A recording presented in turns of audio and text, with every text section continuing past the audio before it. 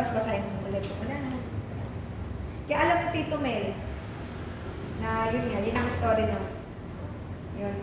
Basta may ibang, yung Luke at Matthew, story din yun ni Jesus. May iba't ibang lang. Pati dyan. Diyan, iba't ibang kung paano nilahad. Kunyari ako nagkwento, same story, iba yung story niya. Yun yung mga kasama ni Jesus Christ. Isasabihin si Kuya Nico. Sigo. Nag-disciple sila. So ngayon, iba-iba yung naging revelation sa kanila doon sa nakikita lang sa ginagawa ni Kristo. Katulad kaya lang sa Luke 23, yung buong chapter na is puro buhay ni Jesus na yung nakapako siya sa cross. Yun yung nalala Kasi, kumbaga tayo, syempre, pag nagkwento, kwento ko sa inyo ngayon, may mga letra tayo na hindi nyo lahat mabubuhay. Mapapalitan na yung iba, mas gumaganda. O either madadagdagan or mababawasan. Ganun. Ganun din sila sa Pero almost, marami silang similarity doon about sa ni Jesus Christ. Kwento. Story. Question. Ano lang po, parang, pag kung tayo, kunyari po, isa po tayo, kunyari isa tayo, nagbabasa tayo ng Bible, ay nabasa ko sa verse na po, kunyari, pero di mo tinapos yung Bible, tapos ang sabi, ingat ng pangakay, tumalad mga ito. Correct. Parang, Yes. pag hindi mo po yung salita ng Panginoon, pahamak ako. Yun nga yung sinabi ni Satan sa akin. Oo nga. Pagpatihulog ka. Oo, kasi nakita niya na, ay sinabi dito magpatuloy, hindi ako. Kasi hindi niya binasa yung lahat at saka dulo. Sabi nga, iingatan ka ng anghel, sabi ni Satan. Pero naniwala si Jesus Christ. Ma-aksidente siya, pero hindi siya maaaring mamatay, pero na-deceive na siya. Hindi nga siya nasa Diyos kasi siya. Nasa siya. Dahil alam niya na ang diablo ay mapanggulo. Hindi niya inayaan at hindi rin inayaan. Kasi kaya yung panahon na yun, kaya dinilisip talaga si Jesus Christ. Ayaw matupad ni Satan Para na mailigtas tayo. mailigtas tayo. Kung iintindihin niyo talaga yung kwento ng about kay Jesus Christ. Siguro wala tayo. Ang totoo, nabasa ko pala dito na buong-buo na nabasa ko. Sa John ako nagsimula eh. Kay John the Baptist. Simula nung nagpabautismo siya, sabi nga niya kay Jesus Christ, hindi niya pwedeng bautismo si Jesus Christ. Kasi mas dapat daw. Pero dumaan pa rin si Jesus Christ sa procedure para yung lahat ng tao, iyan, nakita niyo gano'n nagpapakumbaba yung si Jesus Christ para ang tao sumunod. What more pa tayo na tao lang, kung di tayo dadaan sa proseso, paano tayo makakarating sa kalangitan. Ayun yung topic natin kahapon. Ay, Kaya, yun ba yun? Hindi pa yung topic ko sa mga ba? Okay, sorry. Sorry na lang, rumble ko na. kaya masarap magbasa rin talaga ng Bible. Meron man tayong nalilimutan sa lahat ng kwento nung binabasa natin about kay Christ.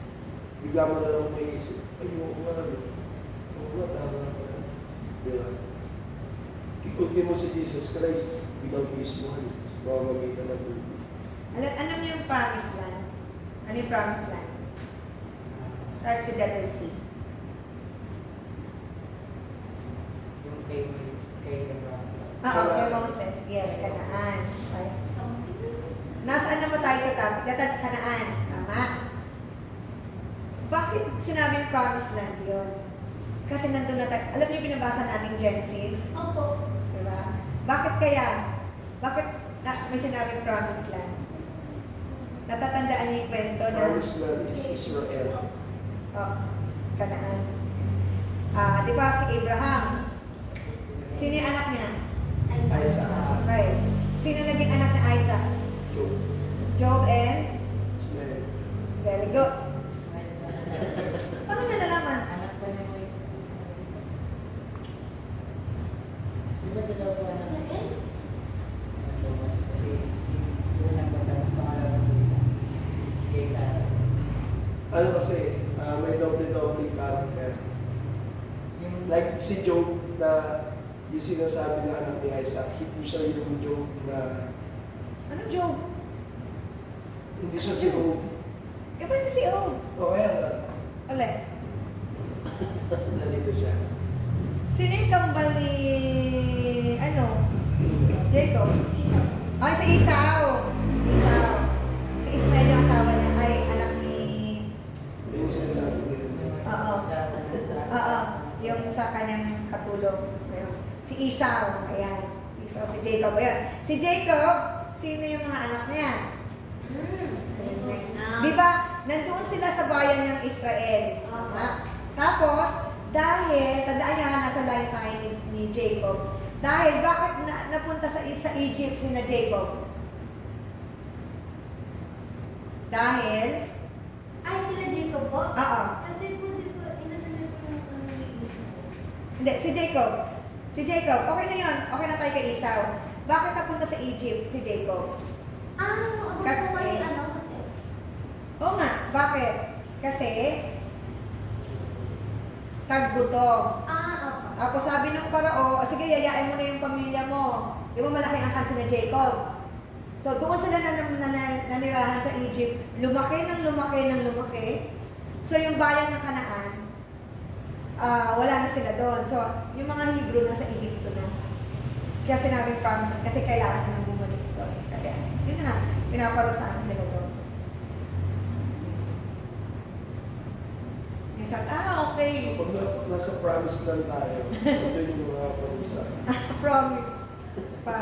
Sa question. Sa masarap. Malapit na tayo matapos. May question kayo pag nagtatanong ako doon. Hindi kayo nagtataka bakit yung... Yung nalaman yung po sa yung kulong-kulong po. Ano na? Sa kulong-kulong po. Ano kulong-kulong? Ah, yun ako lang po. Hindi ko namin yung malapit po. Ano yung sagot na ito si Claudine po yung sumunod? Yung tatlong araw po kinalang sila si... Oo. Oo. Sabi ko, kailan sila nakalaya? Tama ba? Okay. Kailan sila nakalaya? Yun yun po, hindi ko alam. Lawrence ng hula po. Oo. Grabe. Kasi, wait, intindi niyo yung tanong ko. Hindi siya, kung iniintindi natin yung story, kasi hindi lang yun eh. Meron pang supporting mga verses na baka sa mula sa bandang unahan o bandang likuran. Kung bakit yun, hindi ko ina-accept na kailan siya, ano ba tanong ko? Parang may tanong akong, Pinalaya po. oo, kailan siya pinalaya? 3 araw. So, syempre, 3 araw ng ano, 3 araw ng birthday mo, 3 araw ng ano mo. Syempre, kailangan natin specific. Kasi paano, yun na yung sinasabi, na nadiisip tayo na, dahil gusto natin makakuha ng score, gusto natin makapuntos, gusto natin sikat tayo, dami natin points, hindi natin iniintindi yung tanong. So yun, kaya yun. Kaya hindi ko nakikita niyo yung mga comments ko. Wala akong sinasabing mali, but rather thank you. Kasi ayoko ma-discourage, but rather ma-challenge kayo. Bakit kaya yun? Hindi, wala pa akong points. Bakit may mali ba? So babasahin mo mali. Tuwan-tuwa ako nung kay Lawrence sa video. Pero hindi ko sinabi na mula ka, no? Diba? Kahit masarap ng batukan na bata. Yan. Basta, kasi mga tanong pa akong ano talaga, pag-iisipan. Sige, close mo na Kuya Lawrence. Tapos pa din magpa-practice natin. Yung siyempre yan. Sige.